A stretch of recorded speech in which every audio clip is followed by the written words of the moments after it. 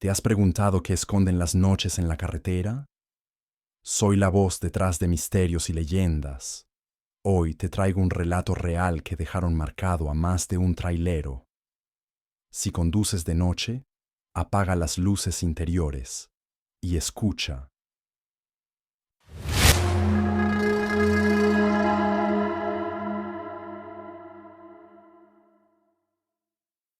Nunca fui de creer en cuentos. Aprendí a confiar en el ruido del motor, en la brújula del tacógrafo y en la puntualidad del café del primer turno. Llevo 20 años en la ruta. Kilómetros, estaciones de servicio, bocinas y bodas vistas desde la cabina. Lo que me pasó esa noche cambió todo eso. Era un martes que olía a lluvia, pero no llovió. Salí después de descargar, con la caja vacía y la mente llena de cansancio. Canal 19 estaba en su aburrida rutina. Chismes de carretera, algún colega buscando un lugar para dormir. Yo me acomodé en quinta y puse música baja. La radio era compañía más que entretenimiento. Pasadas las 2 de la mañana, la carretera se quedó en el filo de la noche, como si alguien hubiera cortado la conversación del mundo. A la altura de un tramo recto que ya debería conocerme de memoria, vi unas luces al costado. Una mota de luz que se movía como si respirara. Al principio pensé que era una patrulla o un accidente, así que abrí el intermitente y reduje. En los radioescuchas de los tráileres siempre hay algo más. Una vibración, un olor, el modo en que la noche te observa. Sentí un frío en la nuca. No había nada, ni coche, ni cuerpo. Solo una pequeña sombra que se disolvía entre los pastos. Me quedé mirando, y cuando revisé por el espejo retrovisor, juraría que vi a alguien apoyado en el talud, con la cara cubierta. Seguí. A los 10 kilómetros, el panel empezó a fallar. La aguja del tacómetro se movía como mareada. El velocímetro marcaba números que no coincidían, y el GPS decidió que estábamos en un punto donde no existía carretera. Apagué la radio. El camión tenía la misma edad que yo en la ruta. Lo conozco como a mi propia casa. Cuando pisé el freno para probar, la presión cedió un segundo, apenas un latido. No lo achaqué a nada concreto, pero el estómago se me apretó. Unos minutos después, sentí un golpe sordo en la parte posterior, como si alguien hubiera apoyado la palma de la mano sobre la lona. Me detuve en el primer entronque seguro. Salí a revisar la caja. Estaba intacta. No había huellas de impacto, ni ramas, ni nada. Solo una línea oscura que recorría la lona, como si alguien hubiera pasado la mano dejando un rastro de hollín. Mientras tocaba esa marca, escuché detrás de mí, a través del silencio, una respiración que no podía atribuir a mis pulmones. Me giré y no vi a nadie. Volví a la cabina con la sensación de que algo se había sentado en mi asiento, donde minutos antes había estado apoyado mi chaleco. Continué la ruta porque quedarse en la oscuridad era peor que avanzar. Pasé por una gasolinera cerrada y el letrero luminoso se apagó al pasar. La recta detrás de mí quedó en tinieblas. En la radio volvió un ruido, como el golpeteo de metal y, entre estática, una voz que parecía decir mi nombre. No era un consejo de colega, ni una broma de algún intercomunicador. Era mi nombre, con un timbre que conocía de algo que no podía ubicar. El pitido del CB se volvió un latido acompasado con el motor. Miré el tacógrafo. Habían pasado horas que no recordaba. El reloj de la cabina marcaba una hora distinta a la de mi reloj de pulsera. Había un agujero en mi memoria. Un tramo en blanco en mi día, como si alguien hubiera arrancado páginas del cuaderno. Al llegar al siguiente pueblo, aparqué en la única explanada iluminada. Salí del camión a estirar las piernas y vi a 2 policías hablando con un hombre mayor. Al acercarme, escuché su voz, la misma que me había nombrado entre estática, y me di cuenta, con la piel de gallina, de que hablaban de un accidente en ese tramo, años atrás. Un tráiler que, según la gente del pueblo, había quedado atravesado después de que su conductor cayó dormido y jamás despertó. Decían el número de placa y el número coincida con el mío. No entendía cómo. Mi camión estaba conmigo. Pero en la historia que contaban, el hombre que manejaba aquella noche había sido arrastrado por la oscuridad, y cuando lo encontraron, su rostro no se parecía al de un hombre vivo.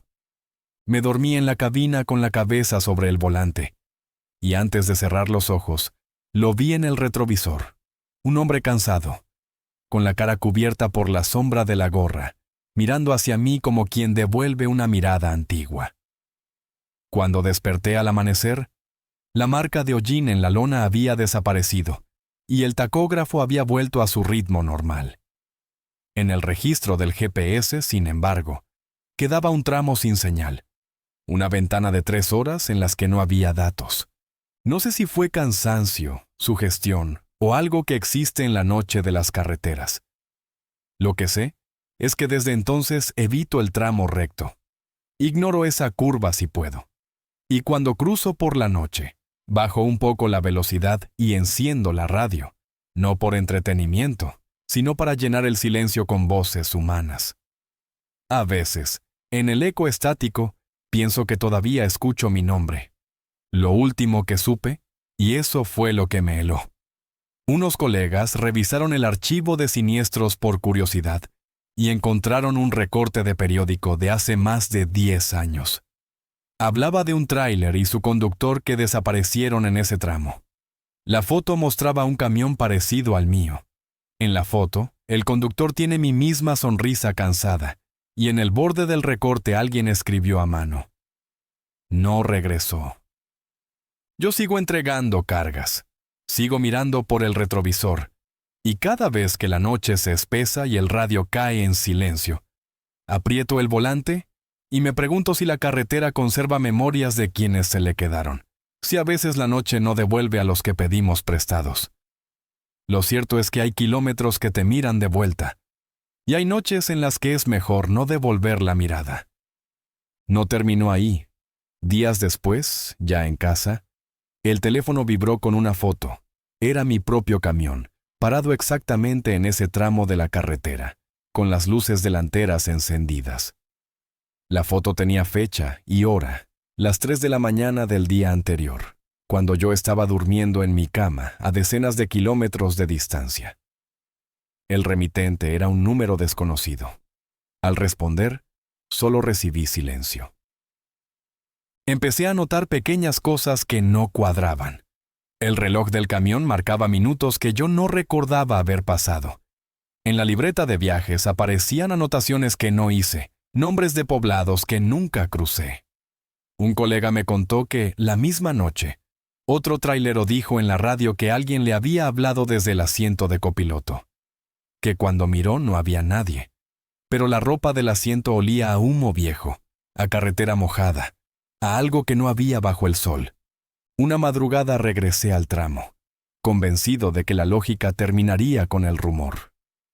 Caminé entre pastos secos hasta el lugar donde aquella sombra parecía haberse detenido. Encontré una piedra puesta sobre otra, como si alguien hubiera dejado un marcador. Encima había una etiqueta de advertencia vieja, con una placa metálica oxidada donde se leía apenas un nombre y una fecha antigua. No era mi nombre, pero la placa tenía una fotografía en miniatura pegada con resina. La foto mostraba a un hombre con la misma sonrisa cansada que yo. El detalle que me heló fue la fecha. Era de hace más de 10 años. Y escrito con tinta desvaída, alguien había añadido una palabra: regresó. Desde entonces vivo con la sensación constante de que la carretera guarda fragmentos de quienes la atravesaron.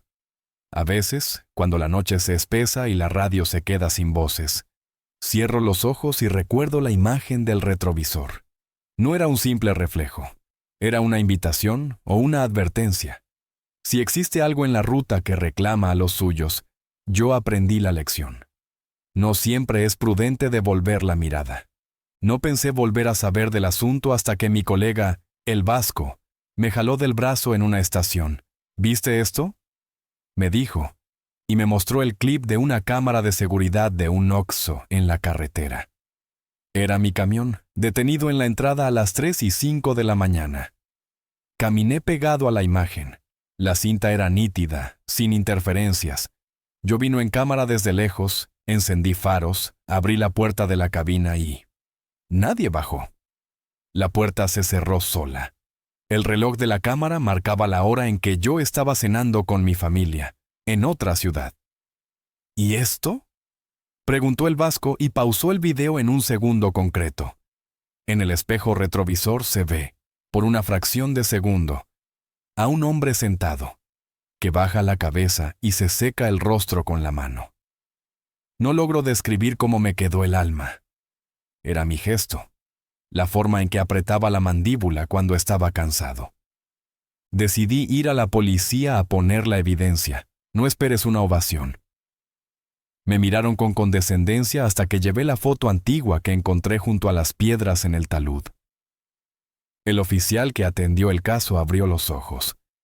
Esa placa estuvo en un siniestro hace más de 10 años, dijo. Me pidió paciencia para revisar archivos. Al día siguiente llamaron. En un cajón policial apareció una hoja con el número de reporte original. Dentro, una nota manuscrita: conductor recuperado. Volvió en su camión. La nota no tenía más explicación. Mientras más rascaba la historia, más coincidencias se arremolinaban. Un viejo mecánico del pueblo cercano al tramo me reconoció. Tu camión vino a taller una vez hace años. Nadie lo reclamó. Lo dejamos dormido en el patio. Me llevó atrás, entre chatarra y piezas, y me señaló una placa de chasis que tenía un golpe antiguo. La misma marca que yo siempre había ignorado pensando que era desgaste. Hay cosas que no se devuelven completas, murmuró. No supe si hablaba del camión o de la gente que lo maneja. Una noche, demasiado tarde, decidí terminarlo de una vez. Fui al tramo con linterna, con el propósito de dejar algo que demostrara que yo había estado ahí, algo que recortara la línea entre la noche y mi vida. Puse mi gorra en la pequeña cruz de piedras y me senté con la espalda contra la lona. El silencio me envolvió como una sábana húmeda. A lo lejos, escuché el motor antes de verlo. Era el mismo ronquido que conocía en mis huesos. Apareció un camión a lo lejos, sin placas visibles, con las luces bajas, como si no quisiera anunciar su presencia. Se detuvo junto a mí. En el espejo lateral, vi una figura incorporándose en el asiento del copiloto. Una sombra que se ajustaba a la gorra, la que había visto en el video. La figura me miró de frente y yo sentí que miraba mi propia historia. No habló. Me acerqué, absurdo, y le dije mi nombre. La sombra inclinó la cabeza y entonces, con voz seca como grava, dijo algo que aún me perfora. No todos los que vuelven regresan por completo. Algunos vuelven para terminar de conducir. Antes de que pudiera reaccionar, la figura se apoyó en la lona, dejó su mano marcada de hollín y me pasó la palma por el hombro como quien reconoce a un viejo amigo. No sentí amenaza. Sentí el frío de alguien que ya no pertenece a un verano. Cuando giré la vista para buscar la cabina, la fila de pastos estaba vacía. El camión no estaba. Solo quedaban dos cosas: la marca de la mano en mi hombro y el murmullo del motor alejándose por un tramo que no existía para mi GPS.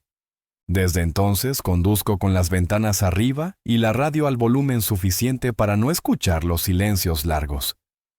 A veces la gente me pregunta si todo esto me cambió. Claro que sí.